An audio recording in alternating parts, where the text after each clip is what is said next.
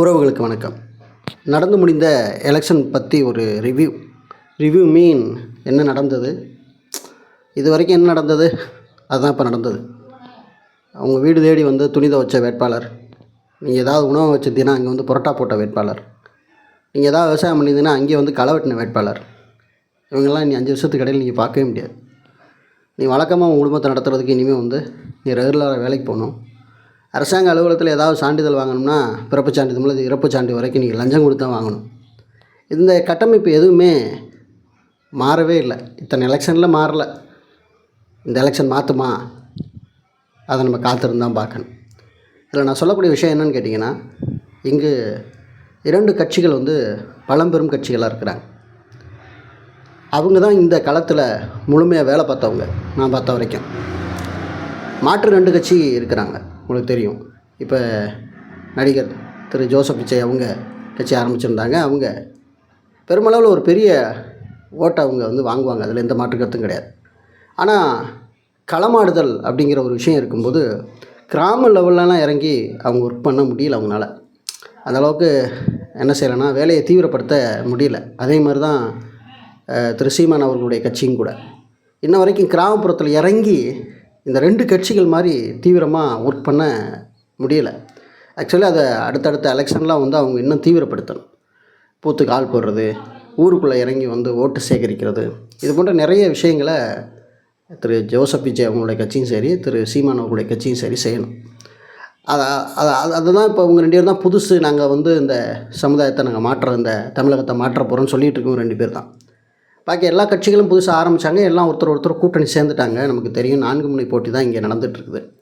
அதுலேயும் குறிப்பாக இந்த 2 கட்சிகள் இருக்காங்க, டிஎம்கே, ஏடிஎம்கே. இவங்க 2 கட்சிகளுமே உண்மையாலுமே வீட்டுக்கு வீடு இறங்கி ஒர்க் பார்த்தாங்க. அதுலேயும் பூத்தில் காலையில் 7 மணிலேருந்து சாயந்தரம், அதாவது அந்த பெட்டி எடுத்துகிட்டு போகிற இரவு வரைக்கும் கூட இந்த கட்சியிலேருந்து ஒரு 10 பேர், அந்த கட்சியிலேருந்து ஒரு 10 பேர் அசராமல் ஒர்க் பார்த்தாங்க. மழை வேலைகள் பார்த்தாங்க. உங்களுக்கு தெரியும் என்னென்ன வேலையெல்லாம் பார்த்துருப்பாங்க. வீடு தேடி வந்து எல்லாருக்கும் பட்டுவாடை முதற்கொண்டு நடந்துச்சு. இல்லைன்னா மறுக்க முடியாது. ஒவ்வொரு ஏரியாவை பொறுத்த வரைக்கும் இந்த கட்சி இந்த ஏரியாவில் வெற்றி வாய்ப்பு கம்மியாக இருக்குது அப்படின்னா அங்கே கூடுதலாக பணம், வெற்றி வாய்ப்பு அதிகமாக இருக்குன்னா கம்மியான பணம். இந்த 2 இருபெரும் கட்சிகள் தான் போட்டியாக போட்டு இந்த தேர்தலில் வந்து இப்போ நடந்திருக்கு. பல இலவசங்களை முன் வச்சுருக்கிறாங்க. நாங்கள்லாம் ஜெயிச்சா இதெல்லாம் தருவோம் அப்படின்னு சொல்லியிருக்கிறாங்க. ஜெயிச்சா அதெல்லாம் தர முடியுமா அப்படின்னா அடுத்த கட்ட நகர்வு கண்டிப்பாக வாய்ப்பு இல்லை. என்னை பொறுத்த வரைக்கும் தற்போதைய தமிழகத்தோட கடன் கிட்டத்தட்ட 10 லட்சம் கோடி ஆயிடுச்சு. நம்முடைய ஜிடிபி வந்து உயர்வதற்கு என்ன வேலையோ அதை பார்த்தா தான் அடுத்து நம்ம கடன் வாங்க முடியும். ஆனால் படித்த இளைஞர்கள் இதை கண்டிப்பாக புரிந்து கொள்ளணும்னு நான் நினைக்கிறேன். இந்த எலெக்ஷனோட பிரதிபலிப்பு மே 4ஆம் தேதி வந்து நம்மளுக்கு ரிசல்ட் வெளியில் வரும். நான் பார்த்த வரைக்கும் 2 கட்சிகளுக்குள்ள ஒரு மிகப்பெரிய ஒரு போட்டியாக தான் இருக்கும். மேபி பெருவாரியான ஓட்டுகளை திரு விஜய் அவர்கள் பெறுவாங்கங்கிறதுல எந்த விதமான மாற்று கருத்தும் கிடையாது. பட் அவங்க சீட்டு பிடிக்கிறாங்களா அப்படிங்கிறது மே 4 தான் நம்மளுக்கு வந்து தெரிய வரும். என்ன நடக்குது அப்படின்னு நம்ம பொறுத்திருந்து பார்க்கணும். இந்த களம், இப்போ நடந்த தேர்தல் களம் வழக்கம் போல தான்.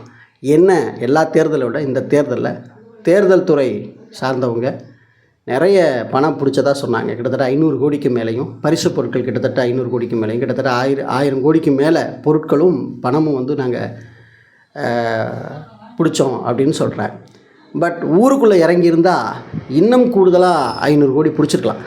ஊருக்குள்ளே இறங்கியிருந்தால் கிராமங்கள் தோறும் நகரங்கள் தோறும் வீடு வீடாக இறங்கி அவங்க வேலை பார்த்துருந்தா கூடுதலாக இன்னும் நிறைய பணத்தை அவங்க பிடிச்சிருக்க முடியுங்கிறது என்னுடைய நிலைப்பாடு. ஒரு தொகுதிக்கு குறைஞ்சபட்சம் ஒரு வேட்பாளர் 8 கோடியிலேருந்து 10 கோடி வரைக்கும் இன்வெஸ்ட் பண்ணியிருக்காங்க. அதான் நான் சொல்கிறது கம்மி. இதையும் தாண்டி ஒரு ஓட்டுக்கு 2000 கொடுத்த தொகுதியெல்லாம் இருக்குது. ஒரு ஓட்டுக்கு 25,000 கொடுத்தோம்னு சொல்லி ஒரு தொகுதியை சொல்கிறாங்க. அது எந்த அளவில் உண்மைன்னு தெரியல. ஸோ அங்கே இருக்கக்கூடிய உறவுகள் ஒருவேளை இந்த வீடியோ பார்த்துட்டு இருப்பீங்கன்னா ஆமாங்க கொடுத்தாங்க அப்படிங்கிறத வந்து ஊர்ஜிதமாக நீங்கள் சொல்லுங்கள். ஏன்னா வந்து 1000, 2000, 500 இதெல்லாம் கன்ஃபார்ம் தான். இதில் நானே கண்ணால் பார்த்தேன். அந்த டிஸ்பியூட் நடந்துச்சு. அதிலெல்லாம் மறுக்கவே முடியாது. யார் கொடுத்தான்னு கேட்டால் நான் கூட இன்னார் கொடுத்தாங்க கூட சொல்லிட முடியும் என்னால். ஏன்னா அந்தளவுக்கு தெரியும். ஏன்னா என் வீட்டுக்கு காசு வந்துச்சு, நானே வேணான்னு சொல்லி திருப்பி அனுப்பிச்சேன். ஸோ அப்படிங்கிற போது அவங்க காசு கொடுக்கலன்னு சொல்ல முடியாது. காசு கொடுத்தாங்க. காசு கொடுக்கலன்னா இங்கே யாரும் வந்து நாங்கள்லாம் தூய்மையானவர்கள்லாம் எந்த கட்சியும் சொல்கிறதுக்கு வாய்ப்பே கிடையாது. குறிப்பாக இதில் புதுசாக வந்த ஒரு கட்சியும் கூட காசும் கொடுத்ததா தகவல்.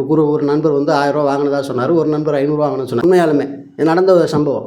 இதெல்லாம் ஏன் அவங்களுக்கு வந்து சொல்ல வேண்டிய தேவை இருக்குது அப்படின்னு பார்த்தீங்கன்னா, நம்ம வழக்கம் போல் நம்ம வேலையை பார்க்க வேண்டிய ஒரு சூழ்நிலைக்கு தான் தற்போது தள்ளப்பட்டு இருக்கிறோம்.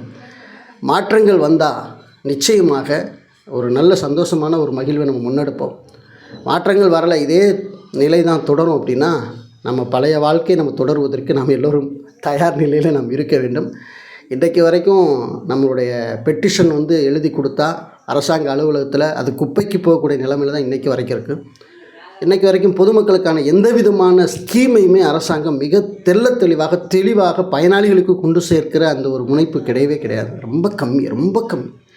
ஸோ அதனால் நம்ம தொடர்ந்து நம்ம விழிப்புணர்வை நோக்கி நகரத்தான் நம்ம வேண்டியிருக்கு. இந்த களம் கிட்டத்தட்ட 4 முனை போட்டியாக இருந்தாலும் பெரும் கட்சிகள் தான் முரட்டு வேலை செஞ்சுருக்கிறாங்க அப்படிங்கிறது நிதர்சனமான உண்மை. ஆனால் மக்கள் எந்த அளவுக்கு பணத்தை வாங்கிட்டு அவங்களுக்கு ஓட்டு போட்டாங்களா இல்லை போடலையா, அது மே 4 தான் நமக்கு என்ன செய்யும் தெரியும். புதுசாக வந்திருக்க கட்சிகளுக்கு அங்கீகாரம் தரப்போகிறாங்களா, அது நம்ம பொறுத்திருந்து தான் நம்ம பார்க்க வேண்டிய தேவை இருக்குது. நான் பார்த்த வரைக்கும் இந்த தேர்தலில் முழுக்க பணம் விளையாண்டது, அதில் எந்த மாற்று கருத்தும் கிடையாது.